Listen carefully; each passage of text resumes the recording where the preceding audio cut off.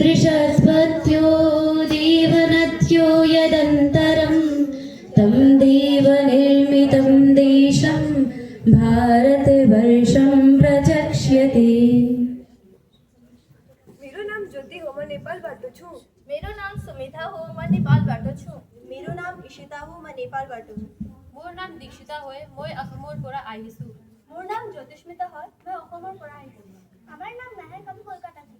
हमारा नाम पल्लवी हो, हम झारखंड से ही हो। हमारा नाम रिया हो, हम झारखंड से ही हो। मेरा नाम नंदिनी हो, मैं नेपाल बाटो हूँ। हमारा नाम संजना हो, हम झारखंड से ही हो। हमारा नाम अंधी, हम झारखंड से ही हो। हमारा नाम मल्लिका, हमें पश्चिम बंगाल থেকে। ओम सर्वेभ्यो नमो नमः। हम भारतीय हैं। हाँ, आप सही सुन रहे हैं। हम वही भारतीय लाजित बड़फुकर हैं जिन्होंने अपने राज्य असम की रक्षा के लिए 17 बार मुगलों को धूल चटाई। हम वही भारतीय बिरसा मुंडा है जिनका जन्म तो झारखंड में हुआ, परंतु उन्होंने संपूर्ण भारतवर्ष में आजादी का डंका बजा दिया। हम वही भारतीय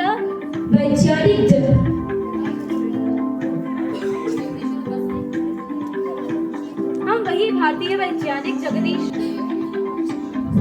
ओम सर्वेभ्यो नमो नमः। हम भारतीय हैं। हाँ, आप सही सुन रहे हैं। हम वही लाजित बड़फुकर भारतीय हैं जिन्होंने अपने राज्य असम की रक्षा के लिए 17 बार मुगलों को धूल चटाई। हम वही भारतीय बिरसा मुंडा हैं जिनका जन्म तो झारखंड में हुआ, परंतु उन्होंने संपूर्ण भारतवर्ष में आजादी का डंका बजा दिया।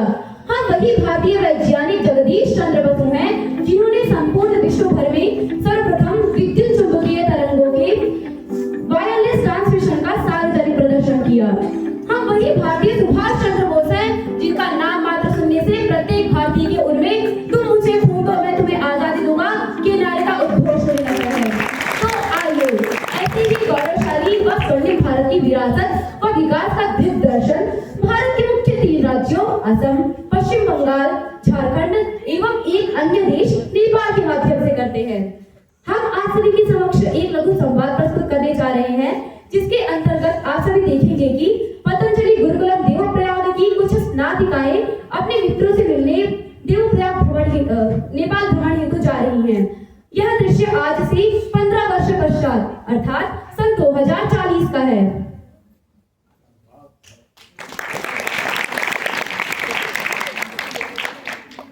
आप सभी को भी कोई आवाज सुनाई दी? ओहो, तो लगता है नेपाल में अतिथि पधार चुके हैं। तो देर किस बात की, चलिए देखते हैं इनका स्वागत नेपाल वासियों के द्वारा।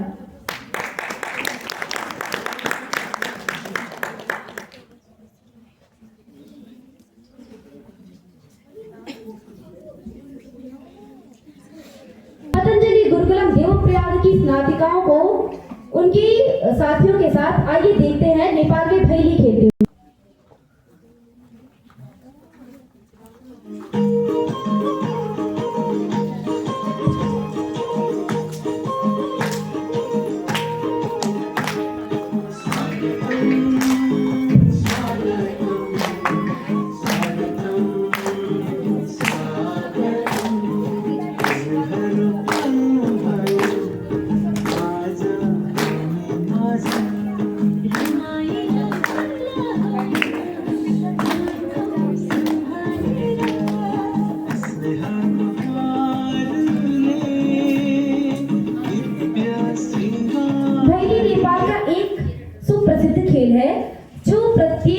वासियों द्वारा दीपावली महोत्सव के अवसर पर बड़ी ही प्रसन्नता एवं हर्षातिरेक से खेला जाता है। इसकी सदियों से यह परंपरा चली आई है कि इसमें कोई भी एक छोटी बालिका किसी गृहिणी को तिलक करके उनका पाद स्पर्श करती है तथा अंत में भिक्षा याचना करती है। लोगों को भैली की हार्दिक शुभकामनाएं।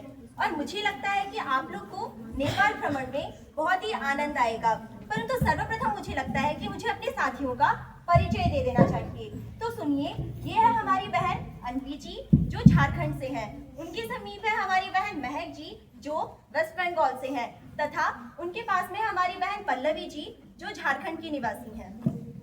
बहनों, हम नेपाल में भ्रमण हेतु तो आए हैं, पर हमें तो यहाँ के ऐतिहासिक, भौगोलिक और सांस्कृतिक विरासतों के बारे में पता ही नहीं है। मुझे पता था आप आएंगे और नेपाल के कुछ रोचक तथ्य अवश्य जानना चाहेंगे, इसलिए मैंने नेपाल से संबंधित सभी जानकारियां एकत्रित कर रखी है। तो देर किस बात की, आइए देखें एक झलक नेपाल की।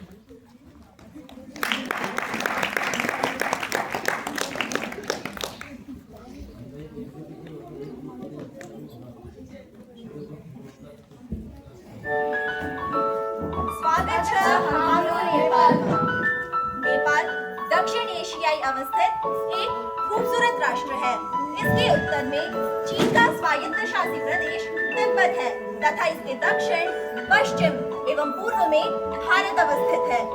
सन 2007 से पूर्व नेपाल में राजतंत्र चलता था, परंतु जनता की कुछ मांगों के कारण सन 2008 में राजतंत्र को समाप्त करके लोकतंत्र की स्थापना कर दी गई एवं तब से हमारे राष्ट्र का नाम नेपाल संघीय लोकतांत्रिक गणराज्य के रूप में माना जाने लगा। जैसा कि आप जानते हैं कि सन 2008 में नेपाल में एक नया लोकतंत्र स्थापित हुआ। नेपाल में अन्य देशों की तरह राज्यों का वितरण नहीं है, अभी तो यहाँ पे 7 तहसीलों में नेपाल का वितरण है और हम नेपाली जिसे आंचल से संबोधित करते हैं। हमारा राष्ट्र एक लोकतांत्रिक राष्ट्र है जिसका एक अपना संविधान है और हमारा राष्ट्रीय वाक्य है जननी जन्मभूमिश्च स्वर्गादपि गरीयसी। और हमारे राष्ट्रीय गान है एक पुनः कहानी। और तो और यदि मैं अपने राष्ट्रीय प्रतीकों के बारे में कहूँ तो ये है हमारे राष्ट्रीय प्रतीक, जिनमें से सर्वाधिक पूर्व है हमारा राष्ट्रीय चिन्ह जिसमें स्पष्टतापूर्वक हमारा ध्येय वाक्य लिखा है। और तो और ये हमारा राष्ट्रीय ध्वज है जिसकी विशेष आकृति के कारण ये पूर्ण विश्व में प्रसिद्ध है। और यह हमारा राष्ट्रीय पशु गाय, ये हमारा राष्ट्रीय पक्षी डाके, राष्ट्रीय शस्त्र खुखरी, राष्ट्रीय पुष्प रोडोडेंड्रन और हमारा राष्ट्रीय वाद्य यंत्र है मादल।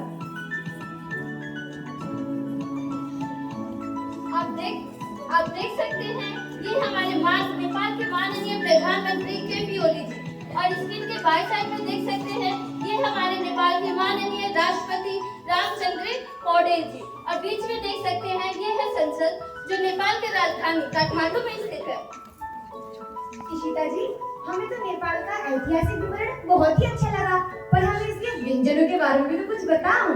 ठीक है, यदि आपको व्यंजनों के विषय में जानना है तो सुनिए। ये है हमारा प्रिय आहार सेल रोटी, दाल भात, योमारी, चटपटे, आलू का अचार एवं मोमोज। वही आलू का अचार जो आपने पिछली बार जो सुनाया था? हाँ, वही आलू का अचार। अब इस चित्र से तो मुझे नहीं लगता कि आप लोगों में से कोई अनभिज्ञ होगा, क्योंकि ये है चाउचो, जो न केवल नेपाल अभी तो विश्व के अनेक प्रदेशों में बड़े ही चाव से खाया जाता है। और तो और यदि आप लोग को याद हो तो अपने गुरुकुल के समय में सबसे ज्यादा मांग इसी की तो रहती थी। और ये है हमारे कुछ लघु व्यंजन जैसे पुष्टकारी, गुड़पाक तथा छुर्पी। चलिए मैं आप सभी को एक रोचक तथ्य बताती हूँ। संपूर्ण विश्व में कुल 14 हिम श्रृंखलाएं हैं, जिनमें से 8 हिम श्रृंखलाएं नेपाल में स्थित है और इनमें से सर्वाधिक ऊंची चोटी माउंट एवरेस्ट वो भी नेपाल में स्थित है। उसके अलावा अन्नपूर्णा, धौलागिरी, मकालू इत्यादि भी स्थित है। अरे ये तो गोरखा रेजिमेंट है ना? हाँ, ये गोरखा रेजिमेंट है। इनकी वीरता व शूरता से तो ये केवल नेपाल में ही नहीं अपितु ये संपूर्ण विश्व में प्रसिद्ध है। और तो और ये यूके, म्यांमार, भारत जैसी सेनाओं में भी शामिल है। जय काली आयो गोरखाली, जय काली आयो गोरखाली। यदि हमारे नेपाल के सांस्कृतिक पक्ष पर गौर किया जाए तो हमारे यहाँ अनेक प्रकार के लोक नृत्यों का भी समय समय पर आयोजन होता है, जैसे तमंग नाच, मंजूश्री नाच तथा लाठी नाच। ये चित्र हमें उस विभत्स घटना की याद दिलाते हैं जब सन 2015 में नेपाल में विध्वंसक भूकंप आया था। उस समय करीब 7,000 से ज्यादा लोग मृत्यु के ग्रास हो गए थे तथा 17,000 से ज्यादा लोग घायल हो गए थे। और तो और काठमांडू में स्थित अनेक ऐतिहासिक स्थलों में भी जान माल की हानि हुई थी। अब यदि हम बात करें अपने राष्ट्र के महान व्यक्तित्वों की तो सामाजिक, धार्मिक, सांस्कृतिक पक्षों में कई अनेक महान व्यक्तित्वों का जन्म हुआ है, जिसमें सबसे पहले उदाहरण है तेंजिंग नोर्गे, जिन्होंने विश्व की सबसे ऊंची चोटी माउंट एवरेस्ट पे सर्वप्रथम चढ़ाई की। उसके बाद आते हैं हमारे महात्मा गौतम बुद्ध जी, जिन्होंने संपूर्ण विश्व में बौद्ध धर्म का प्रचार एवं प्रसार किया। और आगे है हमारी गॉडेस कुमारी, जिन्हें नेपाल में देवी के रूप में माना जाता है। और हमारे जीवंत उदाहरण है हमारे परम श्रद्धेय बालकृष्ण आचार्य जी, जिन्होंने इस धरा पर आयुर्वेद को पुनर्जीवित कर दिया।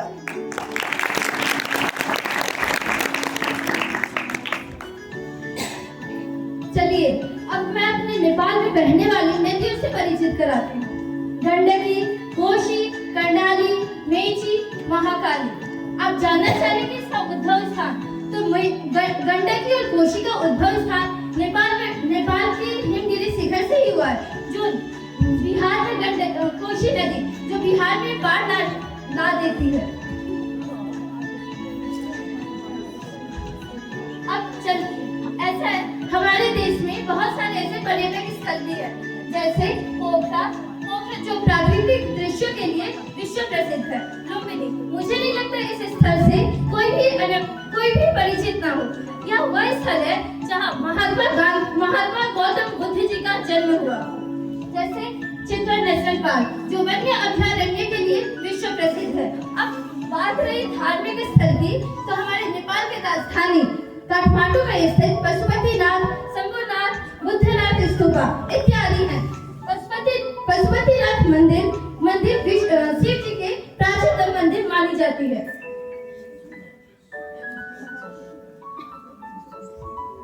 तो ये था हमारा नेपाल। अब आप सभी ने तो ये निर्णय ले ही लिया होगा कि अब आप लोग भ्रमण के लिए कहाँ जाएंगे। हाँ, मैंने तो सोच ही लिया है कि मैं पोखरा ही जाऊंगी सबसे पहले घूमने के लिए। अरे मल्लिका जी, खुशी की बात बताओ, पता है इस बार मेरे परिवार ने बंगाल भ्रमण का निश्चय किया है। और यदि आप मुझे उसके ऐतिहासिक एवं सांस्कृतिक तथ्यों से पहले ही अवगत करा देती हैं, तो मुझे लगता है कि हमारा भ्रमण और भी आनंददायक हो जाएगा। अवश्य, क्यों नहीं, हम बताएंगे अपने इतिहास को।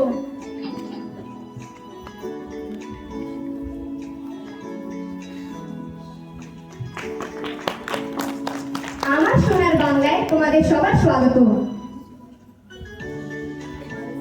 पश्चिम बंगाल भारत के पूर्वी भाग में स्थित एक राज्य 1853 वर्ग किलोमीटर के भूखंड पर फैला है। इसकी राजधानी कोलकाता है। इस राज्य में 23 गंतव्य है। यहाँ की मुख्य भाषा बंगाली है। अब हम पश्चिम बंगाल के गठन के बारे में बात करते हैं। पश्चिम बंगाल का गठन मुर्शिद कुली खान ने 1717 में किया था और तब उन्होंने अपनी राजधानी मुर्शिदाबाद को बनाया। अब हम देखते हैं बंगाल के विभाजन को।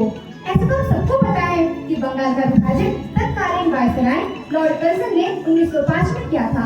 तब उन्होंने बंगाल प्रांत को 2 भागों में बांट दिया, एक बांग्लादेश और बांग्लादेश के पश्चिम में होने के कारण मेरा क्षेत्र पश्चिम बंगाल के रूप से जाना जाता है।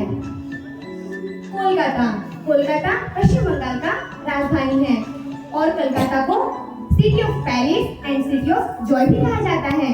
और आपको एक बहुत आनंदास्पद बात बताऊं? 1911 से पहले कोलकाता ही भारत का राजधानी हुआ करता था।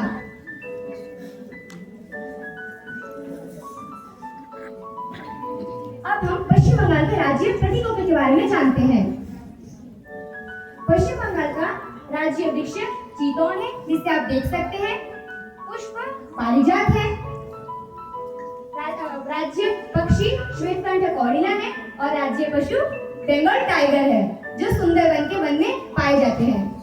The main crops of West Bengal are tea, sarso, jute, and धान। भूखे पेट भजन ना हो, तो आप लोग समझ चुके हैं कि मैं किसके बारे में बात करने वाली हूँ। हाँ, पश्चिम बंगाल के प्रमुख व्यंजन के बारे में बताऊंगी। अरे बाबा, केवल मच्छी भाती नहीं, वो तो फेमस है ही, पर इसके साथ कई निरामिष भोजन भी फेमस है, जैसे आलू पोस्तो, पटल चोरमा, ऐसे बहुत सारे पश्चिम बंगाल के निरामिष व्यंजन भी फेमस है। पर एक सच बताऊं, यदि बंगाली को भोजन के बाद मीठा ना मिले तो उसका मन तृप्त कभी नहीं होता है। तो हम तो मीठा के बहुत चाहत है। तो उसमें सबसे ज्यादा हम जो खाते हैं वो रसगुल्ला है। उसके बाद संदेश, दोई पुली और मिष्टी दोई। मिष्टी दोई तो नवद्वीप पे सबसे ज्यादा फेमस है। पर हाँ, आप लोगों में से कोई भी आए वहाँ तो मैं उसे जरूर खिलाऊंगी मिष्टी दोई। अब हम बंगाल के कुछ संगीत कलाकारों के बारे में भी जान लेते हैं। आपको पता है बंगाल मधुर कंठ के लिए पूरे भारत में फेमस है और इसमें आप देख सकते हैं जैसे अरिजीत सिंह, श्रेया घोषाल, शान मुखर्जी, बप्पी लाहिरी, अलका याग्निक, ये सारे बंगाली सिंगर हैं जो पूरे बॉलीवुड में छाए हुए हैं। प्रसिद्ध व्यक्ति के बारे में तो क्या ही बताओ, इसका तो लिस्ट ही खत्म ना हो। जैसे बंगाल भूमि ने कई रत्नों को प्रादुर्भाव किया है। राजनीतिक क्षेत्र में प्रणब मुखर्जी, वैसे सामाजिक क्षेत्र में राजा राममोहन रॉय भी है। उसी तरीके से आध्यात्मिक क्षेत्र में परम गति को प्राप्त करने वाले चैतन्य महाप्रभु हैं। उसी तरीके से आध्यात्मिक क्षेत्र के उच्च श्रृंखला को प्राप्त करने वाले परमहंस जी भी हैं। ऐसे ही साहित्य क्षेत्र में अत्यधिक नाम कमाने वाले और अग्रगण्य भूमि में रहे काजी नजरुल इस्लाम, ईश्वर चंद्र विद्यासागर और रविंद्रनाथ टैगोर भी हैं। और आपको पता है रविंद्रनाथ टैगोर केवल भारत के प्रथम नोबेल विजेता नहीं है, अपितु पूरे एशिया के सबसे प्रथम नोबेल पुरस्कार प्राप्त करने वाले हैं। राजेंद्र त्रिवेदी अपने गुरुकुल के समय में आप एक गाना गाया करते थे, क्या था वो? एकला चलो যদি তোর ডাক শুনে কেউ না আসে তবে একলা চলো রে, যদি তোর ডাক শুনে কেউ না আসে তবে একলা চলো রে। आपने तो सही याद दिलाया है। अब हम जानते हैं पश्चिम बंगाल के कुछ प्रमुख पर्यटक स्थलों के बारे में। उसमें सबसे पहले आता है दार्जिलिंग। दार्जिलिंग अपने टाइगर हिल्स और अपने टी बागान के लिए सबसे ज्यादा फेमस है। अब दीघा बीच, जैसे गोवा है उस तरीके से बंगाल का बीच दीघा बीच है, वो भी गोवा के ही प्रतिरूप है। हवाई महल, सुंदरवन, आपको पता है सुंदरवन में 1000 से भी ज्यादा प्रजातियां पाई जाती हैं। ऐसे शांति जौदावाड़ा अभयारण्य, ये सब बहुत ही फेमस है। और केवल बंगाल में पर्यटक स्थल के लिए विक्टोरिया मेमोरियल जैसे इमारतें नहीं है, बहुत सारे तीर्थ स्थल और मंदिर भी हैं, जैसे बेलूर मठ, दक्षिणेश्वर की काली मंदिर, कालीघाट, तारापीठ, मायापुर। और पता है सभी मंदिरों को बनाने का एक निश्चित वास्तुशिल्प भी है। जैसे दक्षिणेश्वर की काली मंदिर को बनाने के जो शिल्पी हैं वो भादा शैली है। इस तरीके से यहाँ पर टेराकोटा कला, चार खचाला, ऐसे बहुत सारे अन्य वास्तुशिल्प भी हैं। और यहाँ के प्रमुख त्योहारों के बारे में तो सभी अवगत है, जैसे दुर्गा पूजा, काली पूजा, जगन्नाथ पूजा, ऐसे अन्य बहुत सारी पूजाएं पश्चिम बंगाल में होती है। वही नृत्य ना जिसमें सरसों धुआं जैसा कुछ लेके करते हैं, उसे धुनुची नृत्य बोलते हैं। वो दुर्गा पूजा में ही किया जाता है धुनुची नृत्य। क्या आप हमें उसकी एक झलक दिखा सकती है? क्यों नहीं, अवश्य।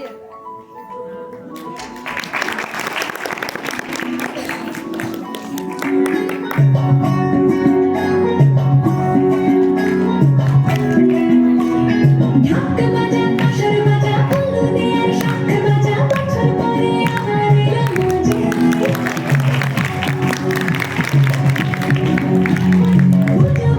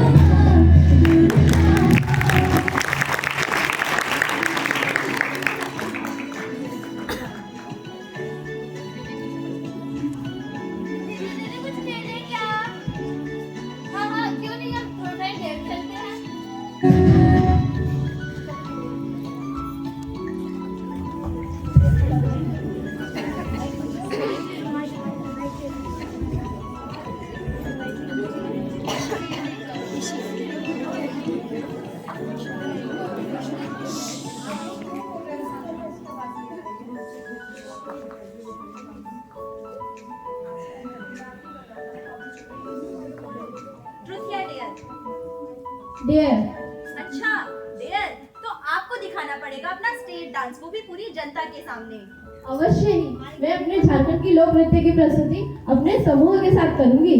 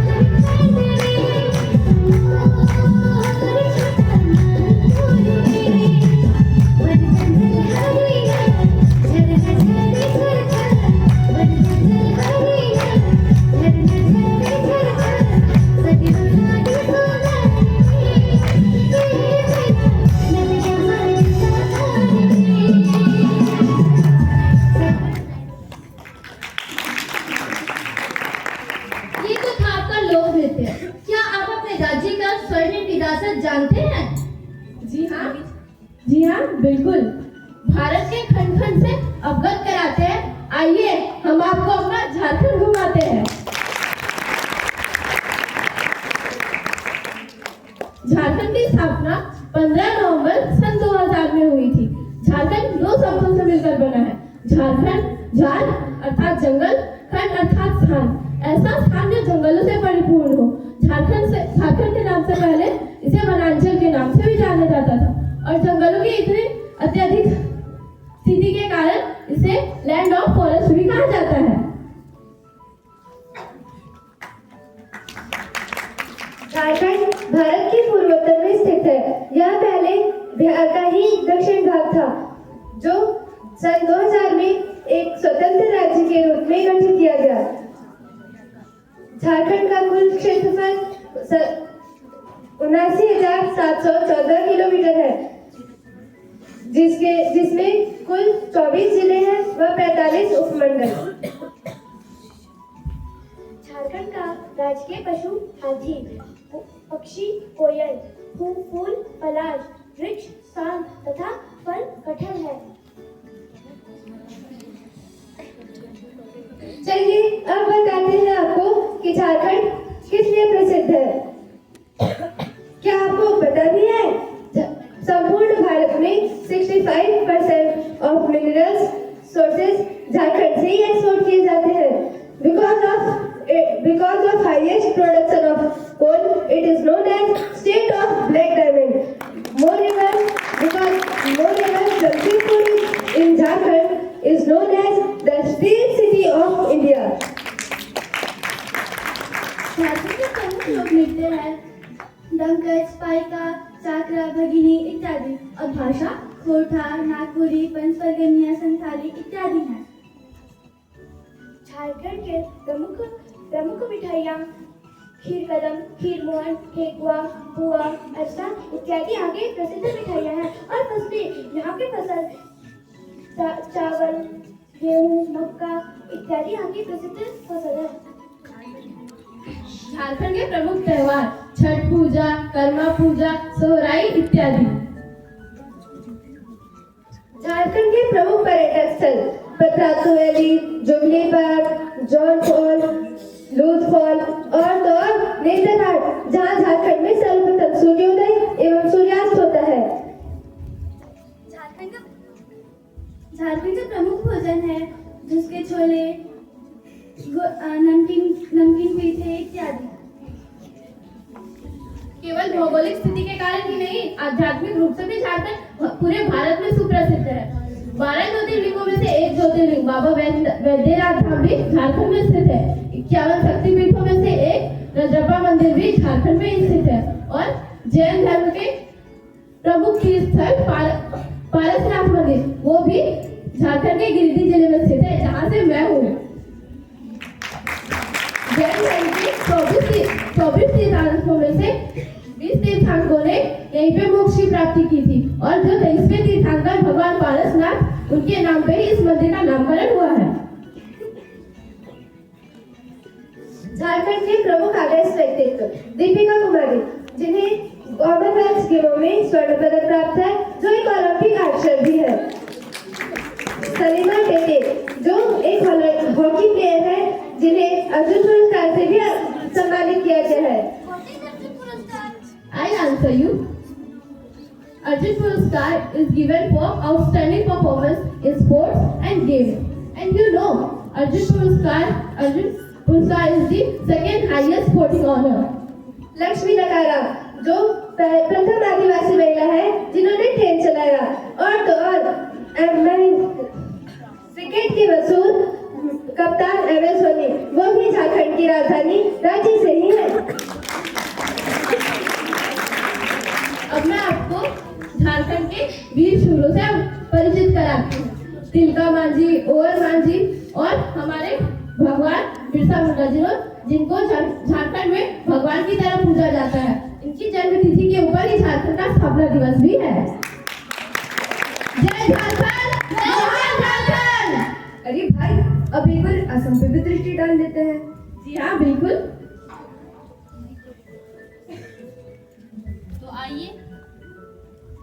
तो आइए अब जानते हैं असम के बारे में। असम भारत के पूर्वोत्तर में स्थित है। उत्तर में पूर्वी हिमालय और नदी घाटियां बहती हैं। इसका पुराना नाम प्रागज्योतिषपुर था, और यह पुराण के अनुसार कामरूप राज्य की राजधानी मानी जाती थी। इसका क्षेत्रफल 78,432 वर्ग किलोमीटर है, तथा इसकी सीमाएं बांग्लादेश और भूटान से स्पर्श होती हैं। यहाँ के मूल निवासियों को अखोमिया कहा जाता है। इसके अलावा कामरूप और अहोम जैसे प्राचीन साम्राज्यों का हिस्सा होने के कारण असम का एक अपना ऐतिहासिक महत्व भी है। क्या आप जानते हैं कि असम एक ऐसा राज्य है जहाँ पर मुगलों का कभी शासन नहीं हुआ, जिसमें लाचित बोरफुकन का बहुत बड़ा योगदान रहा। After the Battle of Saraighat in 1671, Mughals could not dare to annex Assam again. देश की स्वतंत्रता में भी असम का बहुत बड़ा योगदान रहा। गोपीनाथ बरदलोई, लाचित बोरफुकन, लक्ष्मीनाथ बेजबरुआ, कुशल कोनवार जैसे महान स्वतंत्रता सेनानी हुए, और कनिकाता बरुआ, जो केवल 18 वर्ष की उम्र में ही देश के लिए शहीद होने वाली पहली महिला बनी। असम का अपना एक राष्ट्रीय गान भी है, जिसे असमिया कवि एवं उपन्यासकार लक्ष्मीनाथ बेजबरुआ द्वारा लिखा गया है, जो है ओ मोर अपनार देश। इसका अर्थ है ओ मेरे प्यारे देश। असम राज्य एक कृषि प्रधान राज्य है। ब्रह्मपुत्र नदी के किनारे स्थित असम अपने चाय बागानों के लिए विश्व प्रसिद्ध है, जो आप यहाँ पे देख सकते हैं। असम राज्य में सबसे ज्यादा चाय उगाए जाते हैं, और यहाँ असम में केवल चाय ही नहीं, बल्कि यह अपने राष्ट्रीय काजीरंगा उद्यान के लिए भी विश्व प्रसिद्ध है। यहाँ पर एक सींग वाले गेंडे भी पाए जाते हैं। और विश्व का सबसे बड़ा नदी द्वीप माजुली द्वीप और सबसे छोटा नदी द्वीप उमानंदा द्वीप भी असम में ही स्थित है।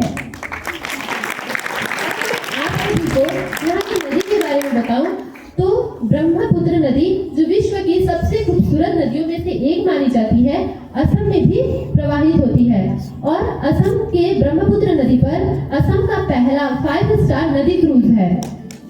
यही नहीं, यहाँ पर बराक नदी भी बहुत प्रसिद्ध है। अब बात करते हैं महान व्यक्तित्वों की। तो यहाँ श्री शंकरदेव और श्री माधवदेव जैसे महान असमिया साहित्यकार हुए, जिन्होंने अपने बौरगीत के माध्यम से भगवान श्री कृष्ण और श्री राम के गुणों की व्याख्या की है, और इन्होंने ही असम में वैष्णव धर्म का भी प्रचार किया है। और श्री भूपेन हजारिका, जिन्हें सुधाकंठों के नाम से भी जाना जाता है, वे असम के प्रसिद्ध गीतकार हैं। और श्रीमती हेमा दास जी, जो एक भारतीय धाविका हैं और अर्जुन पुरस्कार से विभूषित हैं, वे भी असम की ही हैं, और उनकी रफ्तार के कारण उन्हें दिल्ली एक्सप्रेस की उपाधि भी दी गई है। आप सभी को असम के 3 ऐसे रोचक तथ्यों से अवगत कराना चाहती हूँ, जिसे आप सुनकर बहुत ही प्रसन्नता का अनुभव करेंगे। पहला कि असम का असम शहर के पास देश का पहला तेल भंडार मिला था। दूसरा, दुनिया की सबसे तीखी मिर्चों में से एक भूत जोगोलिका की खेती भी मुख्य रूप से असम में ही की जाती है। तथा तीसरा, भारत का सबसे बड़ा शक्तिपीठ मां कामाख्या मंदिर भी असम में ही स्थित है। इतना ही नहीं, यहाँ पे नेहरू पार्क, गुवाहाटी प्लानिटोरियम और असम स्टेट म्यूजियम जैसे प्रसिद्ध भ्रमण स्थल भी हैं। यहाँ के प्रसिद्ध भोजन मासूर टेंगा है, अर्थात खट्टी मछली करी और आलू पीटिका है। और यहाँ की प्रसिद्ध मिठाइयाँ नारिकोल पीठा, गीला पीठा आदि बहुत ही प्रसिद्ध हैं। असम की पारंपरिक वेशभूषा मेखला चादर है। जैसा कि मैंने अभी पहना हुआ है, ऊपर के वस्त्र को चादर कहते हैं और नीचे के वस्त्र को मेखला कहते हैं, जो मुगा रेशम से बनाया जाता है और इसे विश्व भर में गोल्डन सिल्क के नाम से भी जाना जाता है और इसका उत्पादन केवल असम में ही होता है। असम की कुछ मुख्य जनजातियां हैं बोरो, असमिया, कछारी, मिसिंग और राभा। असम का मुख्य पर्व है बिहू, जो साल में 3 बार बड़ी धूमधाम से मनाया जाता है। बैसाख के महीने में मनाया जाने वाला बिहू बोहाग बिहू या रंगाली बिहू के नाम से जाना जाता है। दूसरा, कार्तिक के महीने में मनाया जाने वाला कार्तिक बिहू या कोंगाली बिहू के नाम से जाना जाता है। और तीसरा, माघ बिहू के नाम से भी जाना जाता है, जो माघ के महीने में मनाते हैं। धन्यवाद। असम में बिहू बहुत प्रसिद्ध है, तो क्या आप उसकी एक बार प्रस्तुति दे सकती हैं? अवश्य।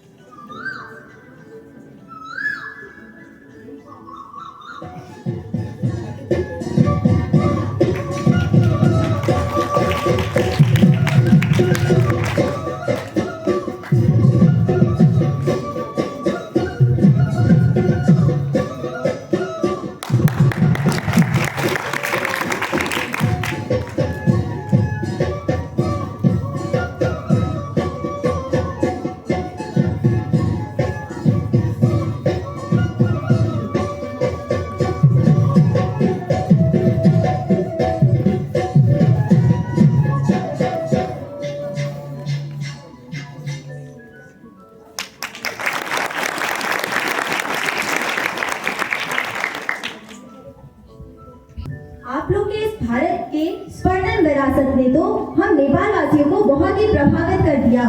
और तो और हमने निश्चय किया है कि अगले साल हम न केवल बंगाल भ्रमण करेंगे, अपितु हम असम के कामाख्या मंदिर और झारखंड के प्रसिद्ध वैद्यनाथ धाम का के भी दर्शन करेंगे।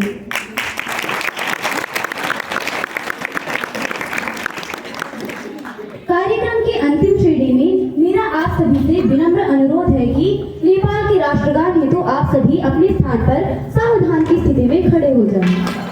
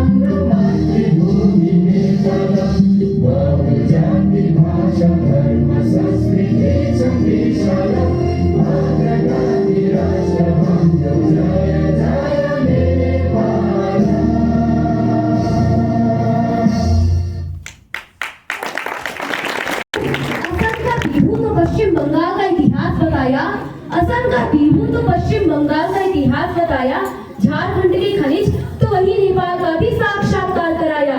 इतने में भी यदि तालियां न बजे तो बताओ मजा किस बात का आया। आप सबके द्वारा एकाग्रचित्त होकर हमारा संवाद देखने हमेशा धन्यवाद।